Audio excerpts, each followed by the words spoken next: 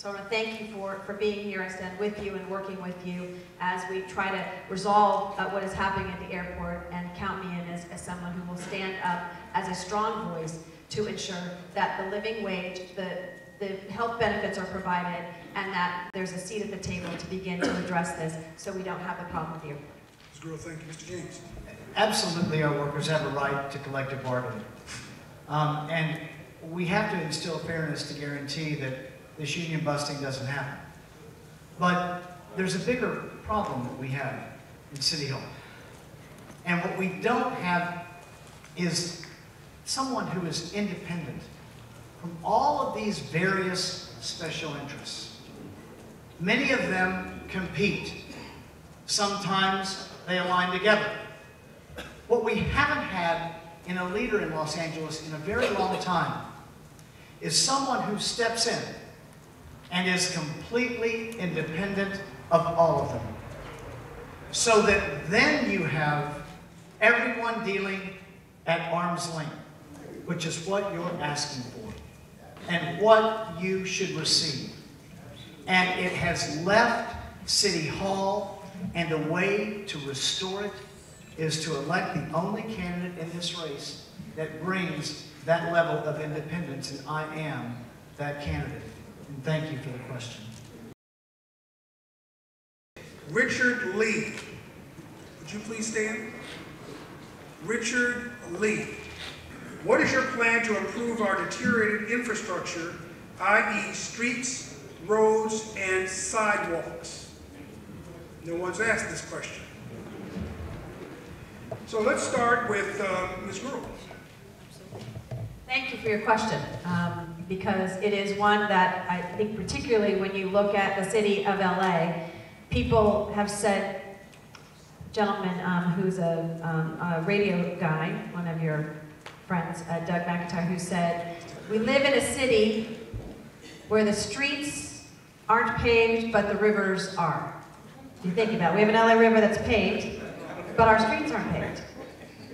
I was proud as a council member that one of my biggest focuses or attention was given towards looking at how we repave our streets and our sidewalks. I created a 50-50 sidewalk program that said if you, the homeowner can pay 50% and the city will pay 50%, you get expedited. And in communities where you can't afford to do that, we have allocated community development block grant dollars to help repair the sidewalks. We had a 20% increase in our sidewalks. I was hoping that Measure J would pass because that would have allowed us an opportunity, and some of it, the money that would have been able to do that to help us looking forward. But what I have suggested as well is looking at the funds that we have and the ability to borrow some of the funds at a low-cost rate to use them in a responsible way on that Measure R dollars that we get in the city for streets. We have to fund our infrastructure in the city of Los Angeles. We have to be able to have streets that are paved. People have said it is an indicator of whether the city is successful or not, and that we have to look at funds and the infrastructure that we have. We're supposed to be spending at least 5% of our budget on infrastructure. We're not doing that. And that's something I think that is a top priority of mine, is looking at performance-based budgeting on where we're looking at really the basic delivery of services, which is the sidewalks and our streets, and to be able to use the funds and show where that priority is. Thank you. Mr. James. Thank you so much for this very important question. This is the example of how all of you feel the fiscal, financial mismanagement of this city. Think about this for a second. This city government can't pave its streets and repair its sidewalks. That is so basic. And it is a question that as we all travel across this city, we get asked all the time. Now, we had funds in place to do just that. There are a number of different funds that go to repair sidewalks, water mains, roads. But what happened because of the mismanagement of our money in City Hall is they took that money and they transferred it from those funds to repair the things that you feel every day, to put into the general fund and to the reserve fund to keep the city from going bankrupt. because the city wasn't able to pay its bills. And I may be wrong, the controller could correct me about the number of weeks that we were away from not being able to pay our bills, but my recollection in 2010 was we were about 4 weeks away, based on the media reports and one of Ms. Gould's reports. So that is how close to the edge this city has been living. I do say that as mayor, it sounds so simple.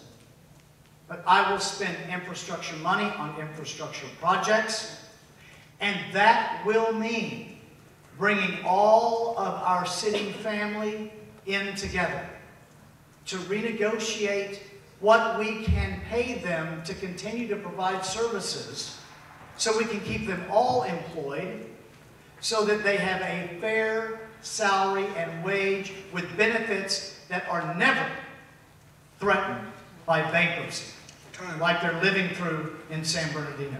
Thank you for the question. Thank you, Mr. James. Ms. Perry? Thank you for the question, Mr. Lee. And Mr. Lee has been a long-time employee of the Department of Public Works, so I know that you have a deep passion about infrastructure. We just sent back to the drawing board a proposal to add a tax, if you will, on property owners in the city of Los Angeles to pay for street paving, sidewalk repair, curbs and gutters, etc. We sent it back. I was happy to send it back because I don't believe that we should pave the streets on the backs of our property owners. They can't take much more. They can't take more sales tax. They can't pay higher property taxes. People are still on the verge of losing their homes, still having problems paying their mortgages. I also raised the issue on the council floor on the public record about the users of our city streets. And could we not consider other options, buses, trucks, people from other cities across the country? It may be that we have to rethink the way we approach this. To still be a welcoming city, a city that's welcome to business, but to not put our own people underwater even more. And to look forward to things like backing up the numbers on the record on Measure R. And how much will Measure R provide for us? We didn't have the answers to that the other day when the proposal was on the council floor. We need to have the answers to that. People already passed Measure R. So let's tell them on the record how much will be paid for, how many streets will be paid, and then see what's left and move forward on finding other ways to be able to pay for the infrastructure. Everybody, you won't find anyone who doesn't say they shouldn't find a way to pave these streets. That's not the issue. The issue is to do it in a manner that doesn't put people into economic distress. Thank you. And that concludes our two-part broadcast from Mount Gilead Baptist Church.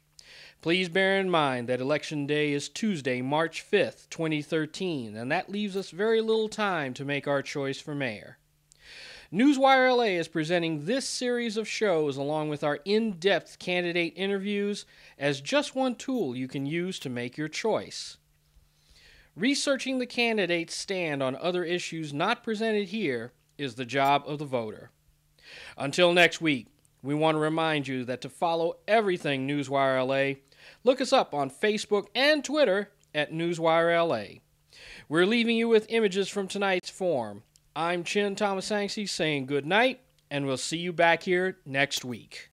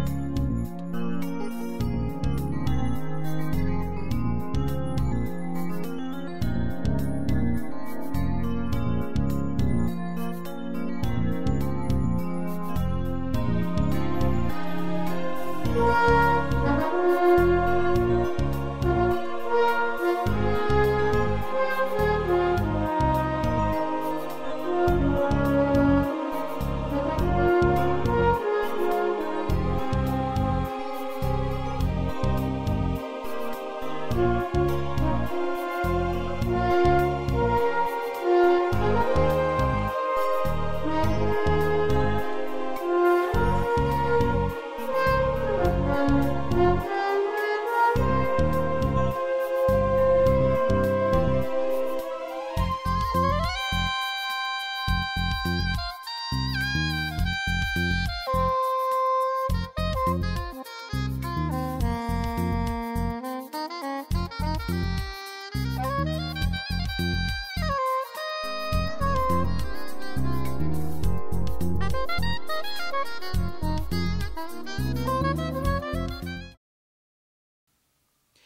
Stay tuned for more news on this Westlake Signal station.